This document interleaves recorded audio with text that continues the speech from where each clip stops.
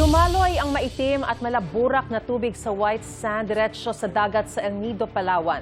Kuha po ang video na yan ng guest sa isang hotel noong May 20. Kitang humalo ang maitim na tubig sa malinaw na bahagi ng dagat. Ayon sa uploader ng video, nakita nila ang rumaragasang maitim na tubig sa ilalim ng tinutuluyan nilang hotel nang medyo tumila ang ulan.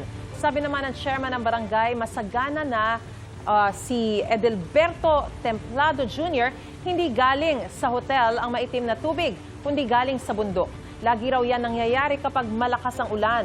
Sinubukan ng GMA News kunin ang pahayag ng hotel, pero wala raw ang kanilang general manager na siyang otorisadong magbigay ng pahayag. Sinusubukan din ng GMA News kunan ng pahayag ang Department of Environment and Natural Resources, Department of Tourism at lokal na pamahalaan ng El Nido.